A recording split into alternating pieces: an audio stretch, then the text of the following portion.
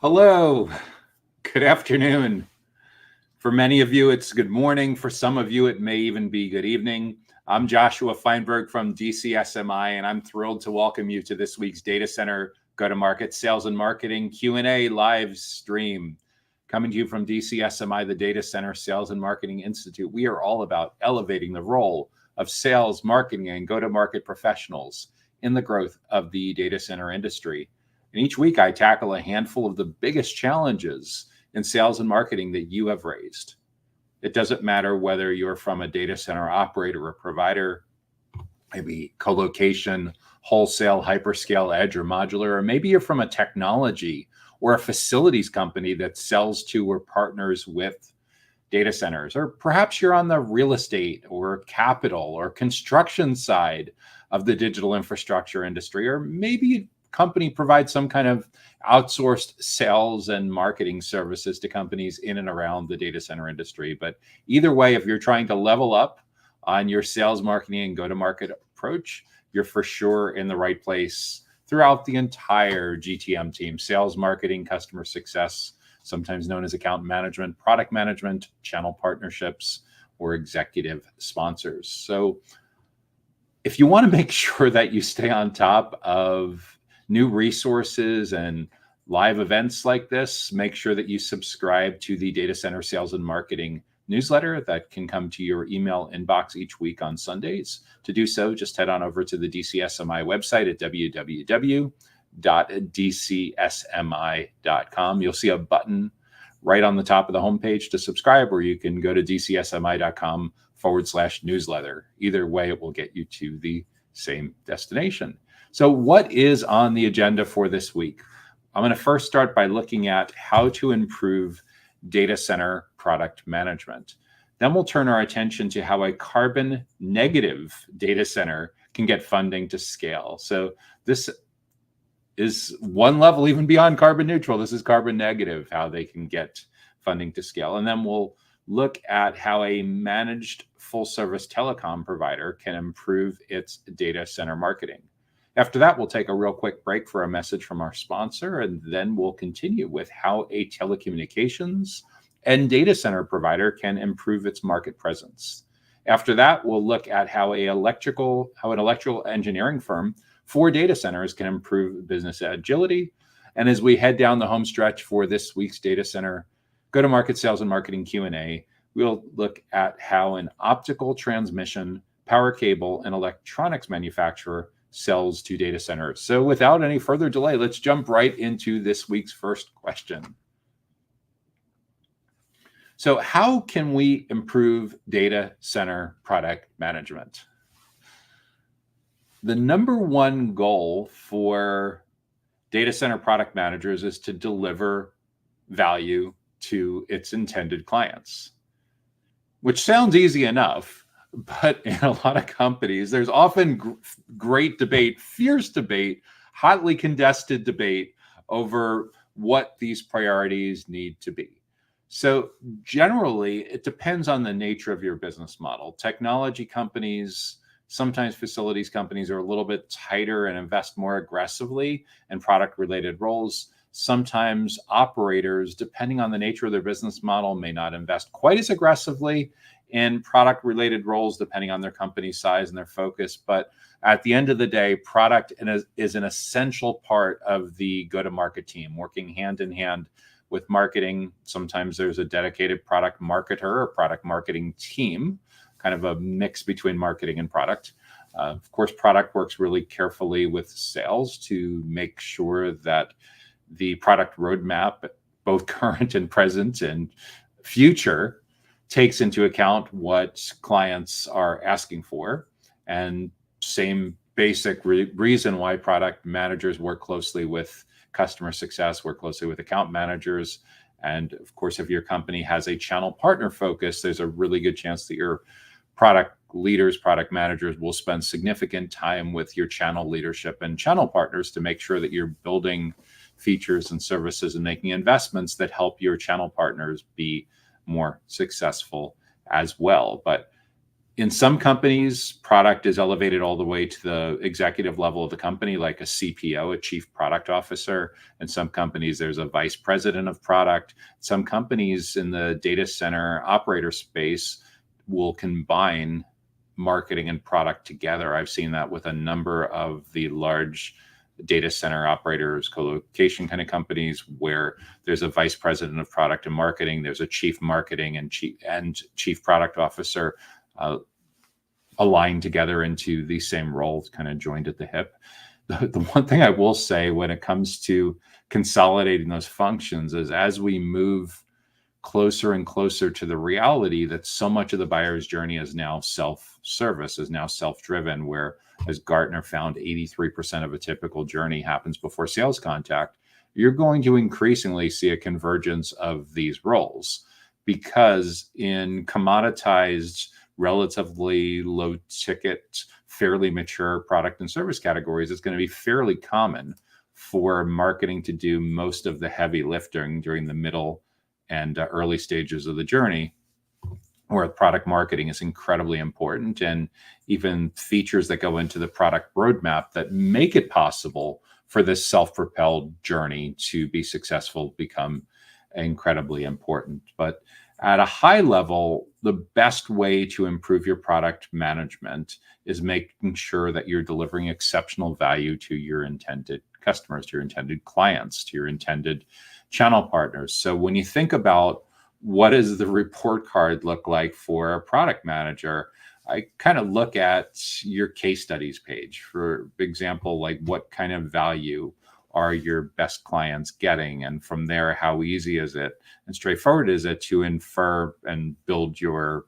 ideal client profile from the consensus on what's on your case studies page? The reality is your product manager should be spending a ton of time with your customers. And the higher the ticket, the more considered the purchase length is, the more likely it is that your product manager will need to spend a significant amount of his or her year on the road visiting clients at their own sites. If you're fortunate enough that your clients come to you on a regular basis, you can probably get away with a little less travel. But either way, if your product manager isn't spending a significant amount of their year, a significant amount of their month having meetings with clients and potential clients, they're probably getting distracted into things that may not necessarily be top priority. And then there's also going to be a significant amount of stakeholder consensus building that needs to happen with internal customers, with other members of the go-to-market team. But and again, this all needs to be contextualized, because the advice of what a product manager does, what a product team does, is so different in a Fortune 1000 enterprise compared to a 10-person or 50-person co-location provider or niche technology company or niche facilities company that works with data centers. If you are the one person that is full-time product and you are the entire product management team, you have very different resources than someone that works on a product team with dozens of full-time equivalents and contractor and vendor specialist support behind you. But I like to, with a lot of these questions, if I don't know the size context, I think kind of Goldilocks, where it's not a startup, it's not an enterprise, it's probably somewhere in the middle.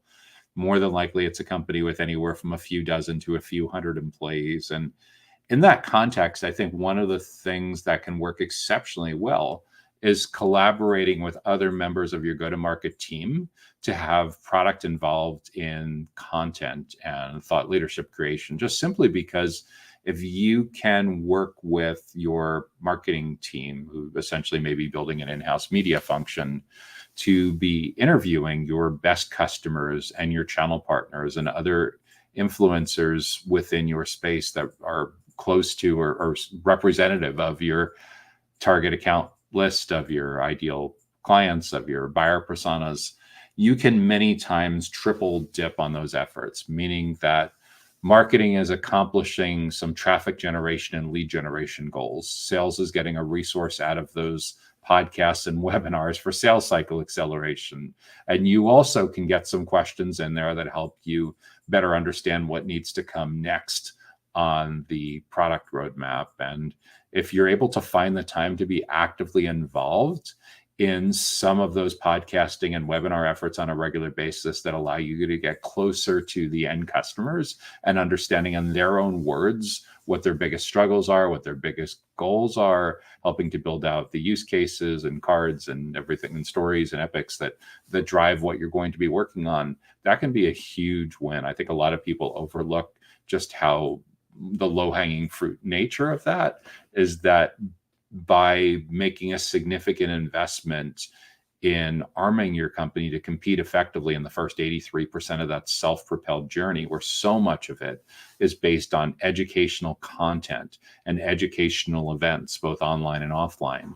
To the extent that you can be involved in that, you're almost certainly going to get closer to customers, potential customers, channel partners, all the folks that rally around finding a lot of value in the resources that your company is providing to position yourselves as the go-to subject matter experts in your space. So those are some of the best practices that I would lean into for improving data center product management. Set at a high level, the more time that you can spend with the right stakeholders in the right places at the right time and in the right context, the more it's going to help you understand what truly is going on in their world and how your company can deliver value. How you go about prioritizing and sitting down with your CFO and sitting down with your executive team and figuring out where the big R&D and development investments need to be in the coming months and in the coming years, that's a whole separate question of how to build to rally around those initiatives and get the resources that you need to get built. But just from defining what needs to get built and getting more responsive to the market, there's a lot to be said for spending more time directly with your prospects and customers, spending more time with your internal customers on your go-to-market team, your peers, to better understand. And the key thing with all of this is, when it's very similar to when you're building buyer personas, is do not make the assumption that your internal team knows what needs to be built, because even if they kind of sort of get it right, it's very likely that they may not capture the exact language of your most important prioritized buyer persona. So you need to get their words, the buyer persona, your prioritized buyer persona's words, not the telephone game version that's told to you by your sales team or by your customer success managers or something like that. So get directly to the source. Again, podcasting and webinars are awesome. Surveys are awesome for that. Social listening is awesome. But anything that you can do to get really, really tight around the stakeholders that you care most about building your products for. Next question up is, how can a carbon negative data center get funding to scale? So just to be clear, most data centers are carbon positive, meaning that they have a carbon footprint. The ones that are doing really well with their environmental, with their ESG kind of goals and prioritizing their commitment to sustainability, they get to the point where they're carbon neutral. Carbon negative means they're actually taking way more out than they're putting in. Very similar to like a data center that would be doing their own power generation and has so much power left over that they're returning power to the grid. I'm sure someone that specializes in sustainability can give a much more eloquent definition, but carbon negative data centers, I would guess, are in the top 10 or 20% for best practices in elite production and positioning for commitment to environmental stewardship and sustainability. At any rate, so how do you get funding for that kind of data center to scale? Well, it's the same way that you get funding for any kind of data center to scale. Is part of this depends on the company size. Part of it depends on the marketplace, whether there's regulatory factors or not. Part of it depends on specialization.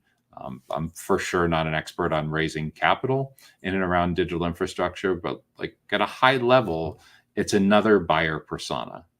So it's figuring out like, okay, who are the investors or who is taking out the notes to be able to give us the funding that we need?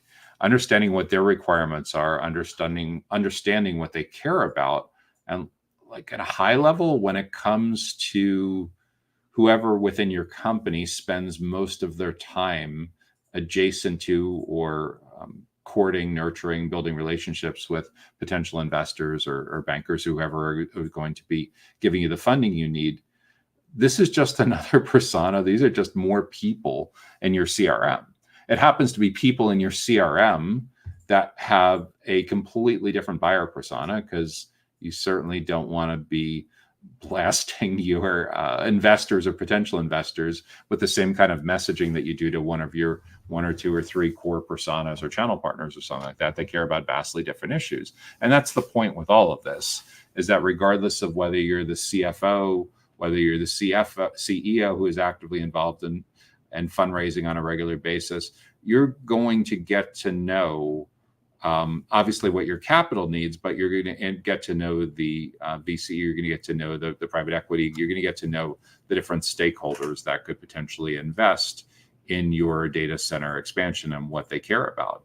And to the extent that you want to wait to stay on their radar screen in between when you're going out for raises, a lot of the same methodology that you would use for courting, nurturing enterprise clients is many of the same steps that you can take with potential investors and others that you want to do funding with, meaning that having a newsletter, publishing reports, benchmarks, sharing news events, big wins, logos, case studies, all that stuff can be super helpful. But it starts with really understanding the consensus on what the investors or the debt holders or whoever is going to be involved in funding, what they care about, getting the consensus on their goals and challenges, what their criteria is, and then building a playbook to be able to build those relationships with them long before you need them. That's the key, is you don't want to be scrambling at the last minute. If you talk to anyone that spends a significant amount of time doing raising, it's very, very much relationship centric.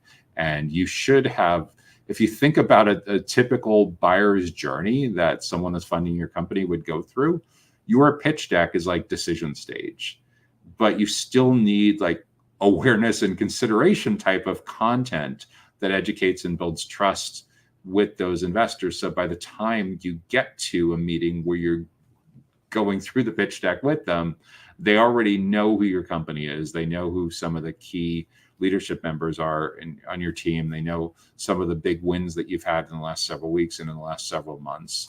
They know your brand and in the space. So it makes everything quite a bit easier. So when it comes to getting funding to scale, the reality is you probably have more in common with other technology companies, like SaaS companies, than you likely realize. So for carbon neutral, for carbon negative, there's going to be certain venture capitalists, private equity firms, and other similar kind of funding sources that are especially aligned with your mission and your goal to be carbon negative. So I would lean heavily into that as well. But for sure, it's the same kind of general approach that content and events for potential investors. It's just that likely it's a much smaller segment, but for sure, the same kind of methodology that you would use for like account-based marketing and having, in the same way, instead of having an ideal client profile, you have an ideal investor profile, right?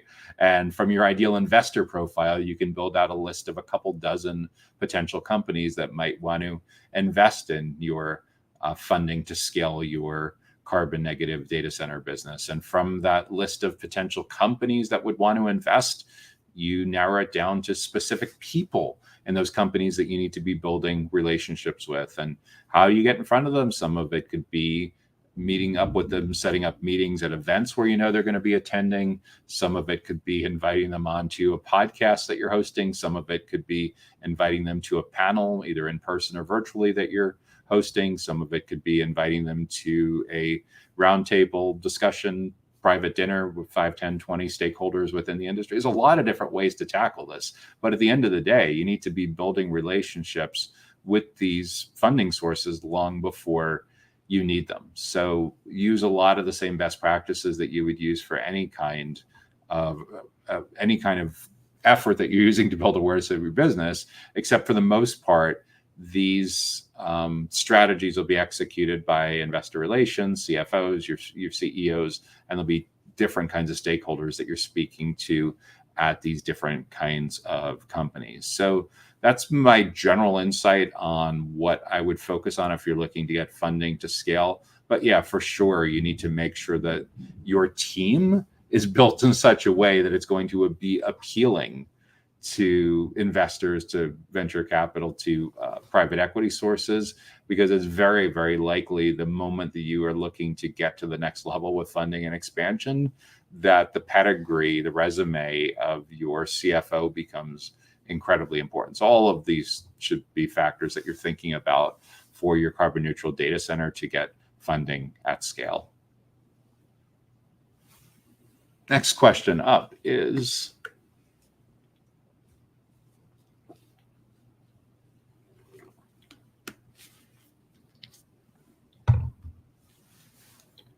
how does a managed full service telecom provider improve its data center marketing? How can a managed full service telecom provider improve its data center marketing and, let's say by extension, your sales as well? So your company is in telecommunications, but over time you've realized that that's a very crowded space. It's a very mature industry. And for the most part, your clients come to you because they don't just want the circuits, they want a full solution wrapped around there. And they want a single point of contact to take ownership of anything and everything having to do with their telecommunications. So that's more than likely how you've ended up with having a business model that's focused on full service and managed services at the intersection of telecommunications for digital infrastructure for data centers. So given that, how can you improve how you approach your marketing and by extension, your sales? I think what it largely comes down to is being very self-aware about what your capabilities are today, what your capabilities will look like 3-6 months down the road, and where you've done best in the past. What kind of clients have been most successful engaging with your company for telecommunications and have been extraordinarily happy with the kind of managed services that you've provided them wrapped around those telecommunications needs. So with all of that in mind, you more than likely have some kind of reviews page or testimonials page or case studies page. What's the consensus on who the clients have been that have been most happy? Is there a certain geographic region where they all tend to be located? Is it regionally? Is it a state or province? Is it your whole nation, whole country? Is it a cluster of countries, a whole continent? Is it global? So geographically, where do you win most often? Where do you win the deals and where are your clients most happy? The second part is to think about the size of client where you do best. In other words, the managed solutions, the managed telecommunication solutions that you provide, are they most helpful for a startup-y kind of company with a couple dozen, maybe up to 50 employees? Is it most helpful for a kind of mid-sized company with anywhere from 5 to 500 employees or something like that? Or are your managed telecommunication services most valuable to an enterprise with thousands of employees? Again, only you can answer this. It's by, as long as you're not a startup and you have an idea of where you've been most successful historically, the kinds of clients that have been happiest, what's most profitable for your business to be in, where the market is going, where the industry is going, or where you feel you can be most competitive currently and in the near future. All of that wraps into understanding the geographic region that you should be targeting and the company size that you should be targeting. And going part and parcel with the location of the clients that you're targeting, that often introduces regulatory issues, because there's for sure different regulatory issues that come up, for example, in the United States compared to the European Union. And there's even different regulatory issues that come up in different industries within certain kinds of geographic regions. Or in the United States, for example, there's even a little bit of state-specific regulation that can tend to come up, and state-specific incentives that may drive you to make certain choices or investments with where you're going to target your marketing. So there's a geographic component to all of this. There's a company size component to all of this. And there's an industry focus, like a vertical specialization or business model specialization that comes into play. By understanding those 3 or 4 factors, you should have a documented ideal client profile, an ICP, of what your ideal company looks like that you want to create awareness with, that you want to market and sell your managed telecommunications services to. From that ideal client profile, you should be able to build out a target account list of anywhere from a couple dozen, a few hundred, maybe a few thousand companies that would be a fantastic fit to be clients of yours. And there's a lot of different tools that you can use to build out a list of that. But at the most basic level, if you use LinkedIn, as you should be using, if you're looking to significantly grow your business, LinkedIn Sales Navigator can be a fantastic place to start with that for building out lists of accounts and contacts within those companies, potentially to build relationships with. So once we have our ideal client profile in hand, we need to have clarity around who the kinds of contacts are within these companies that we want to be building relationships with. And again, a lot of it depends on the size of company that you're targeting, because generally in much smaller companies, your contacts, your buyer personas that you're targeting will wear a lot of different hats. They'll have a lot of different job functions. If you're targeting enterprise clients, for sure your decision committees will be much larger, but it's also far more likely that the job functions are a lot more specialized, and you may need a more granular level of segmentation with how you approach your buyer personas. So you have your ideal client list that defines the companies that you want to reach, and then you have buyer personas. Those are the individuals within the companies that you need to build relationships with. And your buyer personas, you're generally going to want to prioritize: a primary buyer persona, a secondary buyer persona, perhaps a tertiary buyer persona. And these are grouped together, not so much by job title, but based on what they have in common with what they're trying to achieve and what they're struggling with. Like, for example, when it comes to why somebody would look to contract for managed telecommunications services, what are the biggest goals in their professional life that they're trying to achieve? What are the things, if they get right, will get them a big promotion and a big bonus? What are the things, if they screw up, will get them the opposite of a promotion and the opposite of a bonus? And what are they stressed out about most? What are the biggest challenges that they're facing in their job? The consensus around those goals and challenges will help you figure out how to segment, how to group together the different kinds of roles that you need to be building relationships with. This is what drives segmentation. This is what drives personalization. And from there, once we know the biggest goals and challenges of the most important stakeholders in the kind of companies that we want to reach, we use that information. We use the research that we've done for our buyer personas to build out a content and events calendar. And the goal with the content and events calendar is to completely crush it in the marketplace and the buyer's journey in which we currently operate. So one of the most important things to take into account is, when it comes to telecommunications, when it comes to IT, the broader category of IT within the data center marketplace, your buyers are becoming increasingly self-allergic to sales contact, meaning that they just want to do a ton of research on their own before they're open to having a meeting with someone on your sales team. Like 10 years ago, when this research was done by CEB, the Corporate Executive Board, working together with Salesforce and Sirius, they found that about half of a typical buyer's journey was over before sales contact. Fast forward to where we are now, it's no longer 56% of the journey is over before sales contact. It's now 83% of a typical buyer's journey is over before sales contact. So what that means is your sales team is largely considered unwelcome in the early and middle stages of the journey, unless your sales team shows up as teachers, as trusted advisors, as consultants, as subject matter experts, and perhaps even as thought leaders. And the way to do that is your sales team, and to a certain degree, your customer success, your account managers, need a radical makeover.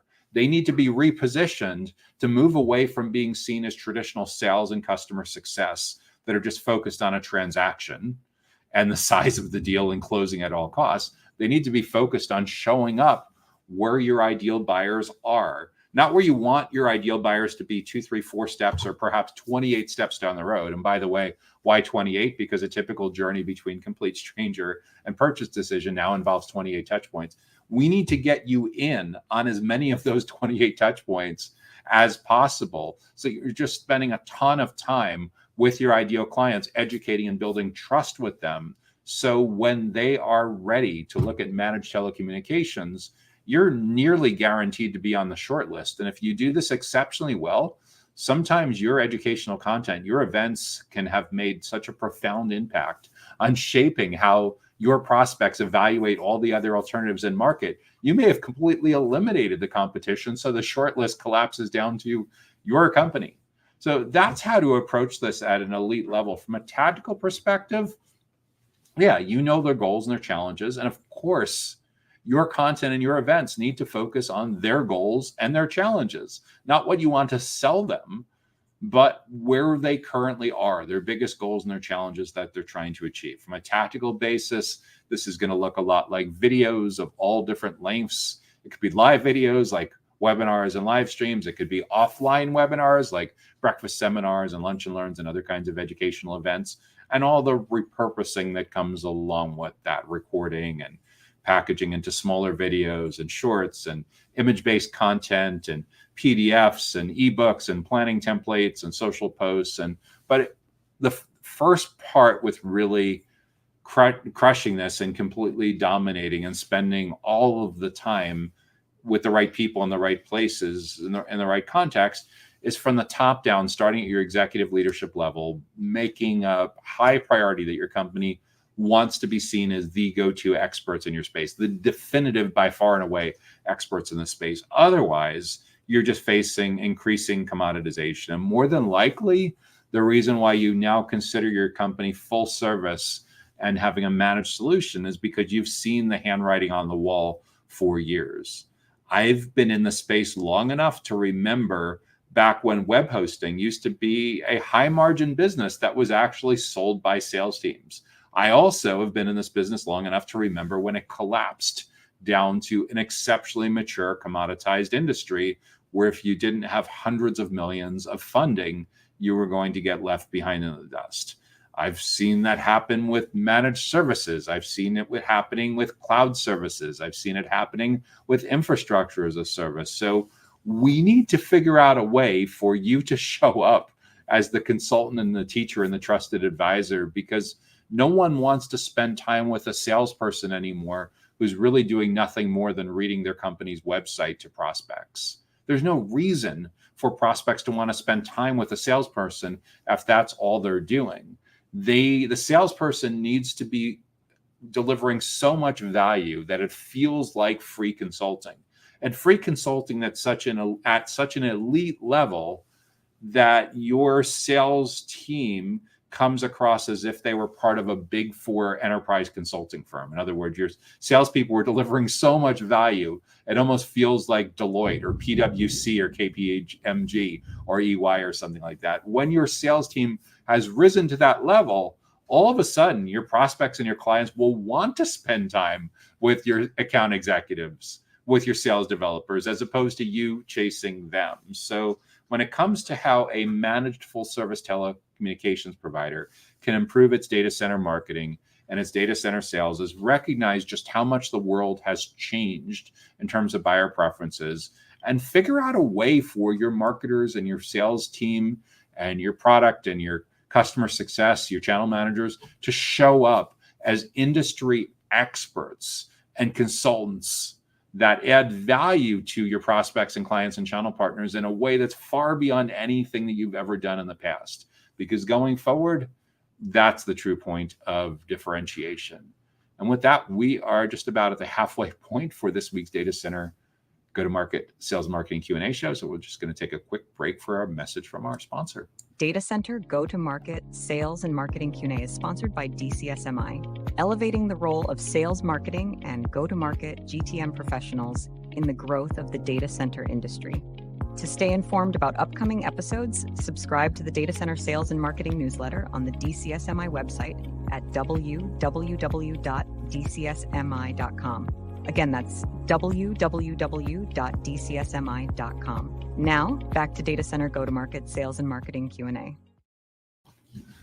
Welcome back to this week's Data Center Go-to-Market Sales and Marketing Q&A show. I'm Joshua Feinberg from DCSMI, the Data Center Sales and Marketing Institute. We are all about elevating the role of sales, marketing, and go-to-market professionals in the growth of the data center industry. And each week, I tackle a handful of the biggest sales and marketing challenges that you have raised to help you grow your professional presence, to grow your team's impact, to grow your company's impact in and around the digital infrastructure industry.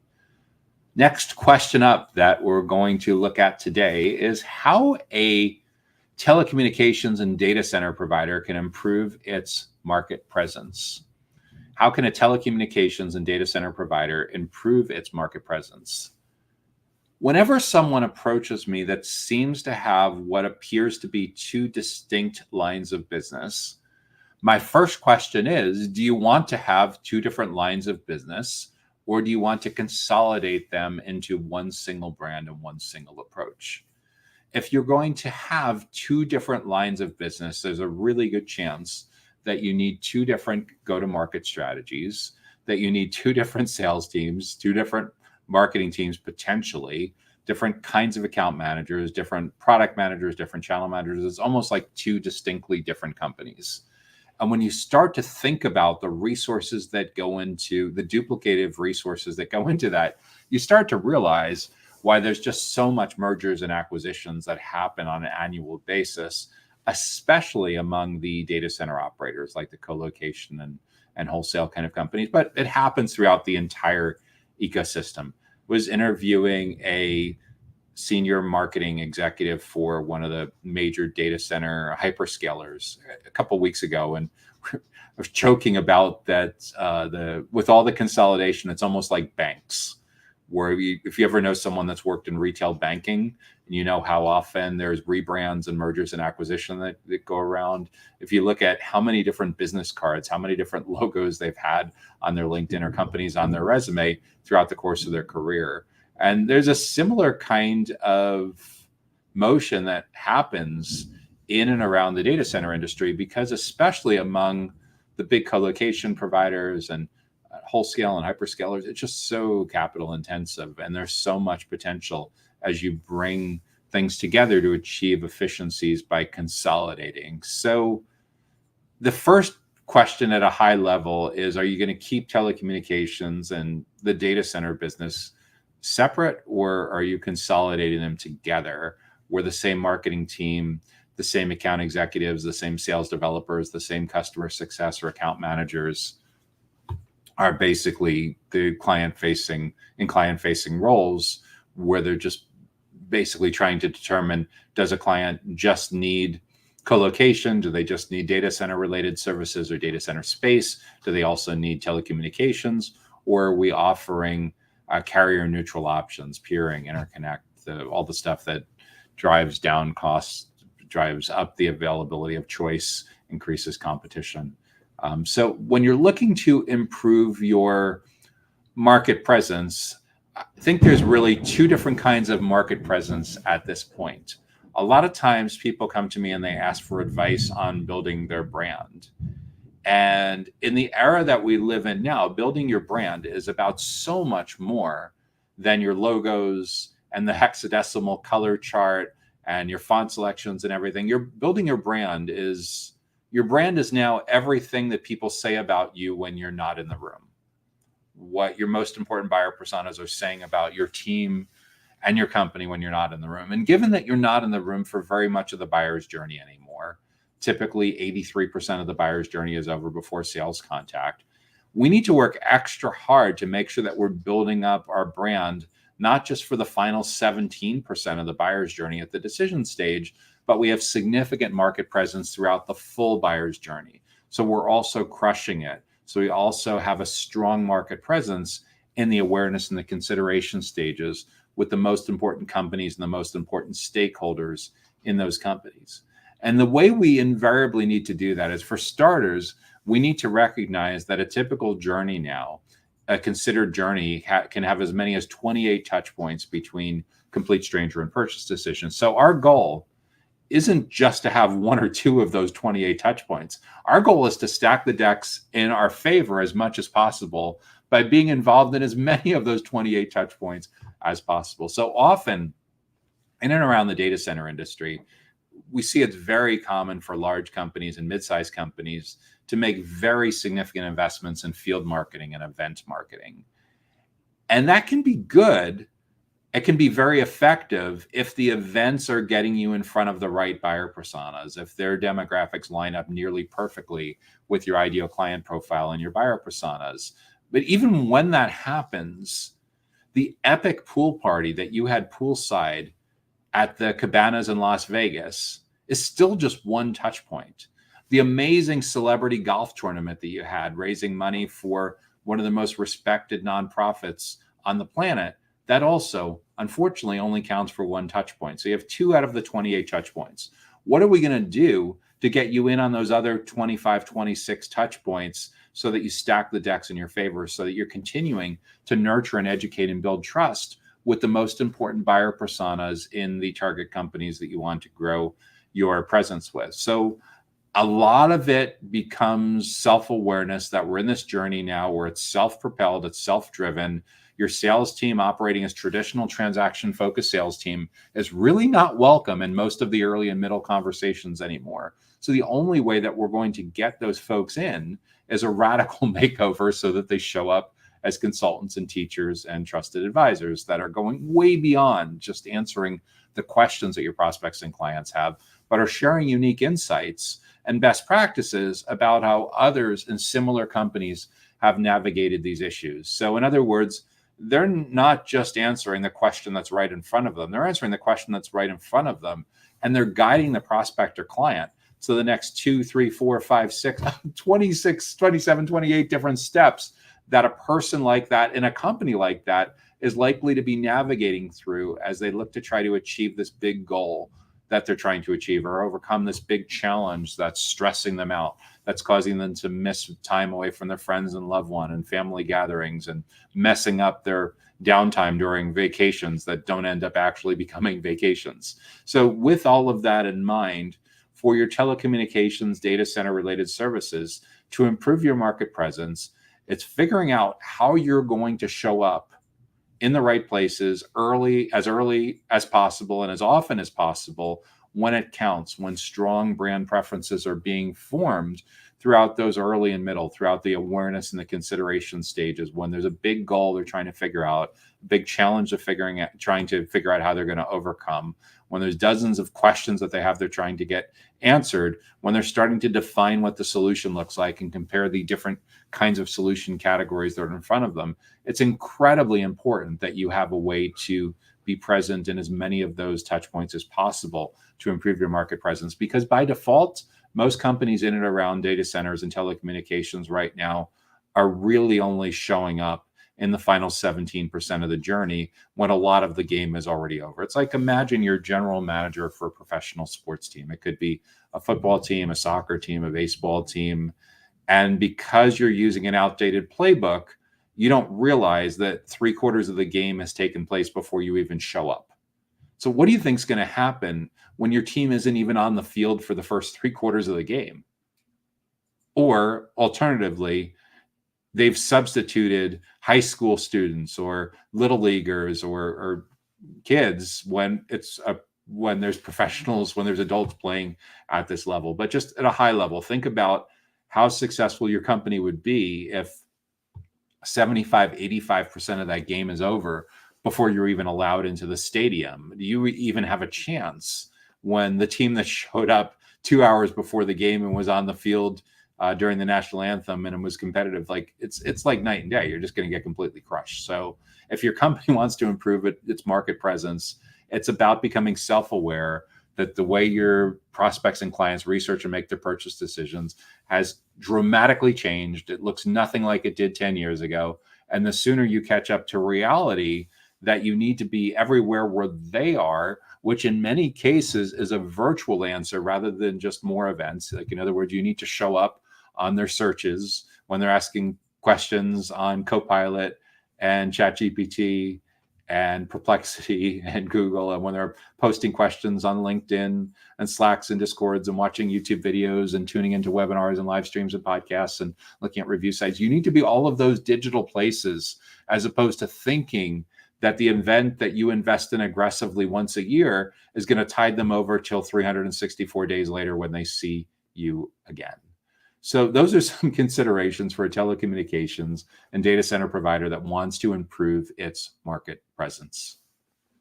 Next question up is,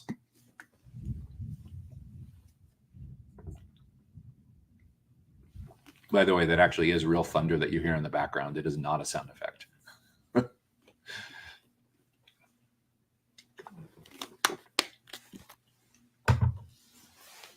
Next question is, how can an electrical engineering firm for data centers improve its business agility?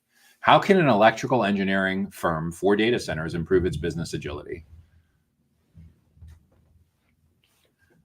I think the number one way for any kind of company in and around the data center industry to improve its business agility is to increase the amount of time that you're spending with your most important customers, and specifically the most important buyer personas within your most important customers.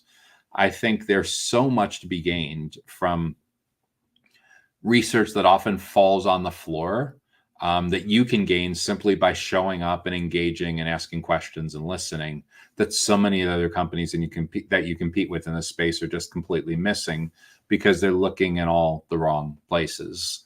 Like, in other words, if you think about a typical company that is engaging with data center, electrical engineering would be facility managers, right? So they're engaging with facilities managers and they're going to all these conferences, but the reality is what they should be doing is, before they make these conference investments, they should at least be looking carefully at the media kits and looking at the demographics of last year's attendees and the forecast for this year's attendees to find out what percentage of the attendees actually are from the companies that you want to do business with. And specifically, are the stakeholders that you want to be building these relationships the ones that are showing up? So when we think about, like, if you're building your own go-to-market strategy, you'll have your own ideal client profile that defines at a company level and account level where your companies are, where the data centers are located. Are they in your region, in your state or province, country, in your continent, where have you? There's a geographic parameter for sure to that. Then there's a company size parameter, like for your electrical engineering services. What's too big? What's too small? What's just right? What's the company size bracket, at least in terms of number of employees? You might start with a definition based on megawatts or square footage or something like that. But at the end of the day, for actioning a go-to-market plan for your sales and marketing impact, that'll need to be converted to a number of employees, just simply because the entire LinkedIn platform runs based on employee brackets, whether it's or outbound sales navigator or campaign management ads or something like that. But LinkedIn is extremely centered around company size targeting. And then there's like a business model component to this too, because depending on where these data centers are located, they may be in a highly regulated environment or an unregulated environment, and that can impact like who the ideal clients are. So when it comes to business agility, I think improving the focus so you know exactly the right companies and exactly the kinds of stakeholders within those companies, the buyer personas that you want to build relationships with, can be exceptionally valuable. So once you have those crisp definitions of who the people are and who the companies are, every time you make a decision as to whether you're going to invest time and resources to attend, sponsor, speak at, participate in any kind of field marketing or association or event, I want you to look at those things side by side and see how close the match is. What percentage of the attendees last year and forecasted for this year line up perfectly or line up reasonably well with your target list, your target account list, your ideal client profile, and on the individual level at the stakeholder level. Because again, what we want to do is have you spend meaningful time, meaningful face time with the right people in the right places at the right time and in the right context. And if it's not from the right companies and if it's not the right people, you're going to get a lot of noise that may not be especially helpful for anything, and certainly not your agility. So when it comes to agility, you're looking to typically increase the speed at which you learn and the speed at which you iterate. And I'm a huge proponent that your team now needs to be showing up as consultants and teachers and trusted advisors and subject matter experts and thought leaders, as opposed to just vendors. Because when they do that, it enables you to make investments in things that not just are helping your marketing and sales, but they're helping to understand what you should do next as a business. Like if you had a product manager, what would feed your product insights and your strategic roadmaps? And all of that will have an enormous impact on business agility. So it's things like running surveys and crunching those numbers and publishing research reports. That for sure increases your business agility. It's being able to host a podcast or webinar panels or offline events where you're interviewing your most successful customers, and which more than likely is going to be data center managers or facility managers, and looking for what they have in common, what clusters, what groups, what do you keep hearing over and over and over again? And the faster you can capture those insights, the faster you can feed those insights into your roadmap, into your overall company strategy, the more agile you can be, the more responsive you can be with all of this.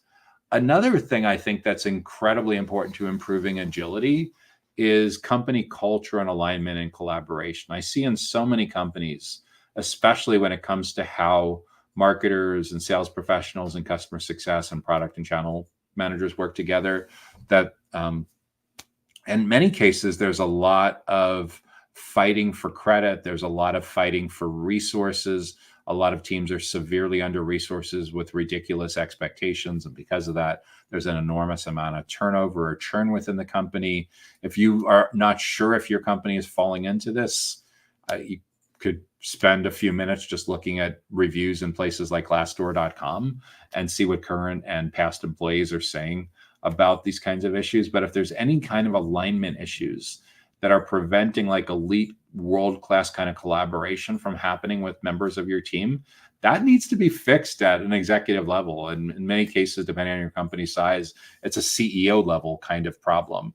Obviously, if you have an enterprise, it's probably not getting all the way up to with thousands or tens of thousands of employees. It's more than likely not getting all the way up to the CEO. But if you have like a small to mid-sized company with a couple dozen or a few hundred employees, and there's major problems in the revenue function and the client-facing kinds of roles that are preventing collaboration, that for sure is messing up your business agility. So yeah, you definitely want to address that around the same time, because happy clients are usually the byproduct of having happy employees. Miserable employees, toxic workplace kind of things lead to not happy outcomes especially when those folks are client facing. So make sure, if you're serious about improving how your brand is perceived in the space and having a strong market presence and the positive impact that can have on getting your growth flywheel to turn faster in business agility, it really starts by looking at a cultural issue, what you want to be known for in the marketplace, and making sure you're positioning yourself in a way that helps you to stand out, not just at the last final stages of the journey, the last 17% of a typical journey at the decision stage, but allows you to stand out and have an active role in conversations and educating and building trust with prospects and clients throughout their full journey. That's going to give you a tremendous amount of data that will help inform and improve your business agility over time, regardless of what you're doing within the data center industry, including electrical engineering. One more question we're going to tackle today for this week's Data Center Go-to-Market Sales and Marketing Q&A live stream is,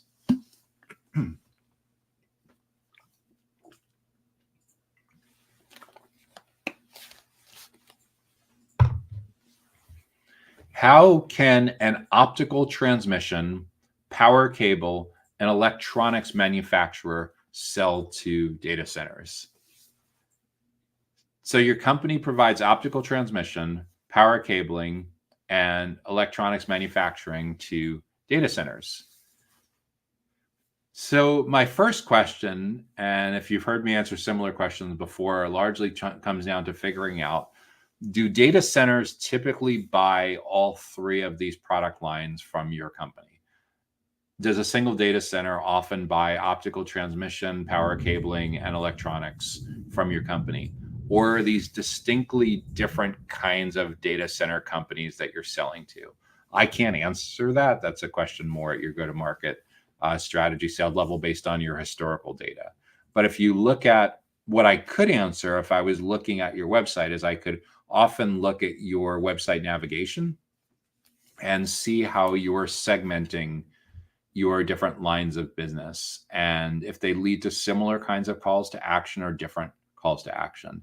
Another thing that I might be able to infer from your website is that if I look at your solutions pages and specifically your case studies, and I look and see, is a single kind of client often talking about the benefits of your optical transmission, power cabling, and electronics? Or are these lines of business typically talked about in different case studies?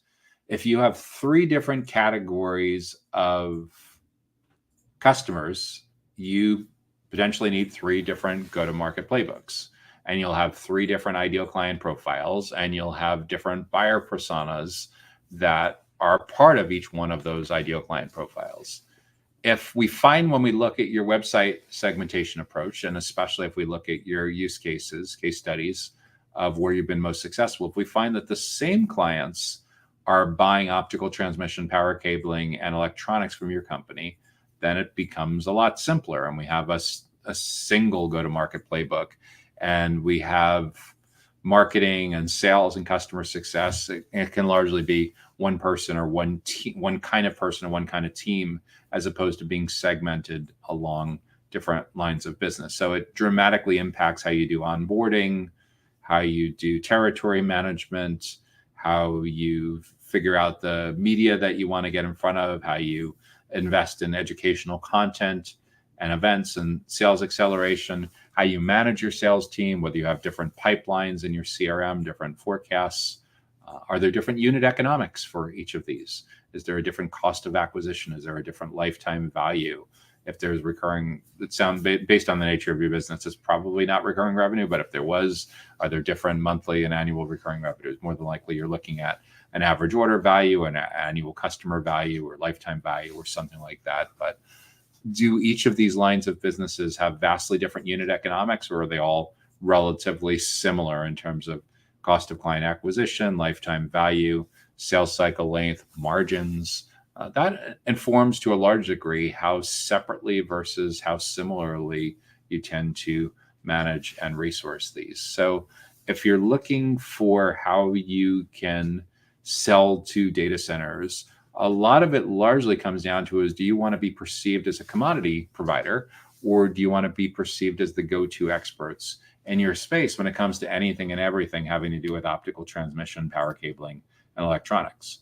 If you want to be a commodity provider, keep doing what you've been doing for the last 10, 20 years and focus on doing it better, faster, and cheaper than everyone else. If you want to be competitive in today's data center related marketplace, recognize that most of your buyers are now craving a self-propelled buyer's journey. And this accelerated in the first couple of years of this decade when so many people were working from home and continue to work from home. We just aren't spending nearly as much time with salespeople in a mid-market enterprise B2B context as we were 10 years ago.